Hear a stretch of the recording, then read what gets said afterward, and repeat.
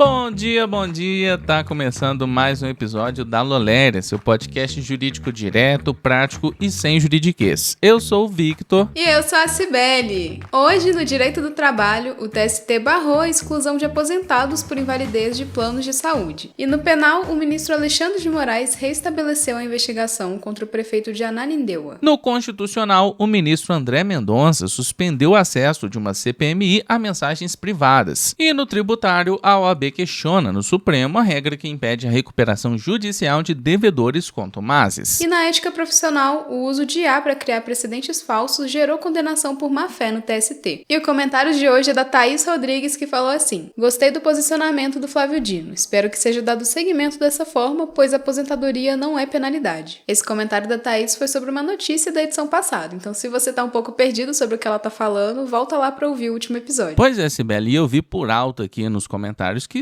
a maioria das pessoas estão concordando com essa decisão e falando a favor do tema. Mas sem mais enrolação, bora pro episódio de hoje. Pegue um café, coloque um fone e vamos entender como essas decisões estão moldando o direito no Brasil e no mundo.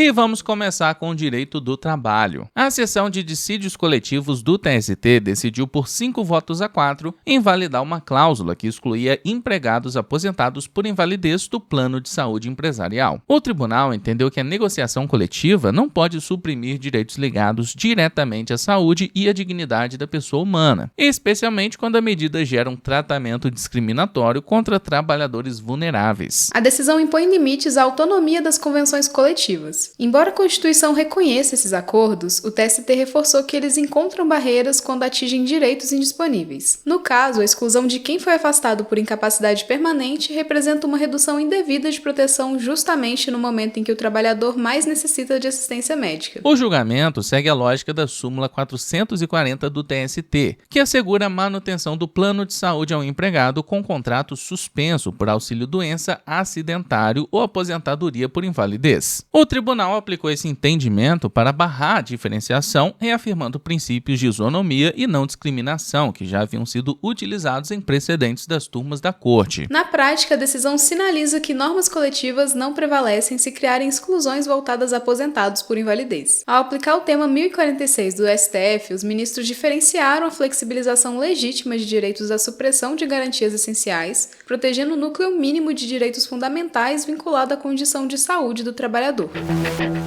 Agora me diz, você já sabe o que vai fazer quando esse episódio acabar? Se ainda não sabe, eu te ajudo. Ontem saiu mais um episódio do Após a Graduação, podcast do IDP em parceria aqui com a Loléria. Nesse episódio, o foco é a reforma trabalhista e contamos com a participação ilustre do Dr. Emanuel Campelo de Souza Pereira, que é doutor em Direito, vice-presidente do Tribunal de Prerrogativas da OAB do Distrito Federal, além de advogado e professor. Vale muito a pena conferir o debate. O link para o episódio está aqui na descrição. Ouça e deixe nos comentários quais temas você quer ver nas próximas edições. E vamos voltar com o direito penal. O ministro Alexandre de Moraes, do STF, autorizou a retomada das investigações criminais contra o prefeito de Ananindeua, Daniel Santos, no âmbito da Operação Hades. O caso apura supostas fraudes em licitações e crimes de corrupção na administração municipal. A apuração estava suspensa para que o tribunal verificasse se havia alguma irregularidade na condução do processo pelo Ministério Público do Pará. A defesa questionava se a investigação atual estaria contaminada por uma força-tarefa anterior que já havia sido anulada pelo Supremo. O receio era de que provas de uma estrutura considerada irregular estivessem sendo reaproveitadas. No entanto, após analisar as informações do Tribunal de Justiça paraense, Moraes concluiu que os procedimentos atuais têm origem própria e não possuem nulidades. Juridicamente, o debate girou em torno do princípio do promotor natural, que garante que ninguém seja investigado por órgãos criados de forma casuística ou fora das atribuições legais. Ao rejeitar o pedido da defesa, o STF validou a competência dos promotores designados, permitindo que a coleta de provas e o exame dos fatos sigam normalmente na Justiça Estadual. É importante destacar que essa decisão não julga se o prefeito é culpado ou inocente, mas apenas confirma que o caminho da investigação é legítimo. Na prática, o processo volta a tramitar sob responsabilidade do Ministério Público do Pará, garantindo que a apuração dos fatos continue sem o risco de ser travada por questões formais nesse momento.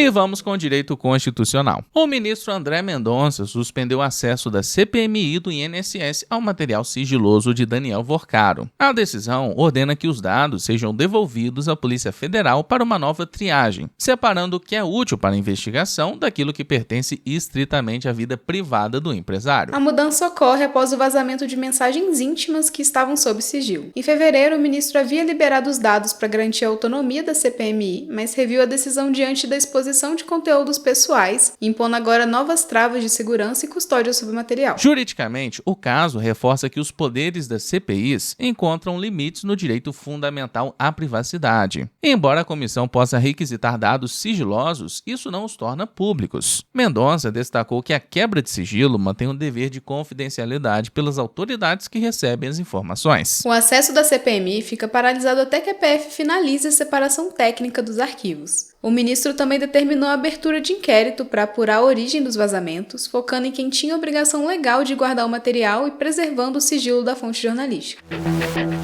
E vamos com o direito tributário. A OAB acionou o Supremo para derrubar um trecho da nova Lei Complementar 225. A regra impede que empresas classificadas como devedoras contumazes peçam recuperação judicial ou sigam com processo já em curso. Além disso, a norma permite que o fisco peça falência direta dessas empresas. A ação está com o ministro Flávio Dino. A OAB argumenta que a lei cria um obstáculo automático para a reorganização de negócios em crise. Para a entidade, barrar a recuperação judicial apenas pela situação fiscal é uma punição desproporcional, que pode destruir empresas e empregos antes de um juiz avaliar se a atividade é viável. A crítica é que o fisco passaria a decidir o destino da empresa, um papel que cabe ao judiciário e aos credores. Juridicamente, o devedor contumaz é aquele que deixa de pagar tributos de forma reiterada e injustificada. O debate agora é se o combate à sonegação pode anular o direito à recuperação judicial, um instituto feito para preservar a função social da empresa. A OAB sustenta que a classificação administrativa não pode ter efeitos tão severos sobre um processo judicial. A ação tenta suspender a regra para evitar que recuperações em andamento virem falências por questões tributárias. O STF deve analisar a proporcionalidade da medida, equilibrando o rigor contra a inadimplência fiscal com o princípio da livre iniciativa e a proteção da atividade econômica e dos empregos.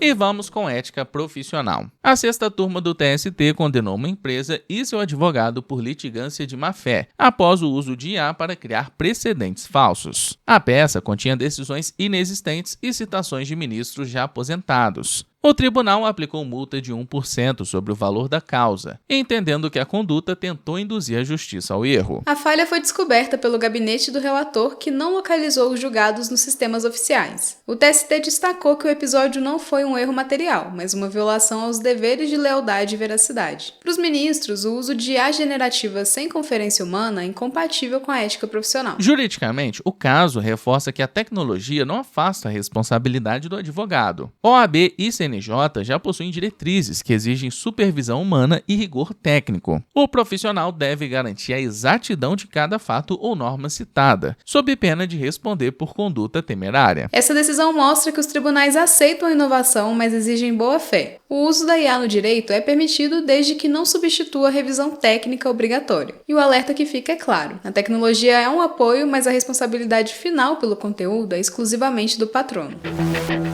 E agora a gente vai pro Express do dia. O ministro André Mendonça negou a prisão preventiva da deputada federal Maria Gorete Pereira e determinou monitoramento eletrônico com restrições de contato e saída do país no âmbito da Operação Sem Desconto, que apura fraudes em descontos associativos sobre benefícios do INSS. A primeira sessão do STJ afetou o tema 1410 para definir em repetitivo se a prescrição do Fundo de Direito contra a Fazenda Pública exige negativa expressa da administração, com suspensão dos recursos sobre a mesma controvérsia. Entrou em vigor o Estatuto Digital da Criança e do Adolescente, que impõe deveres às plataformas quanto à remoção de conteúdos ilícitos, verificação etária e supervisão parental com sanções administrativas em caso de descumprimento.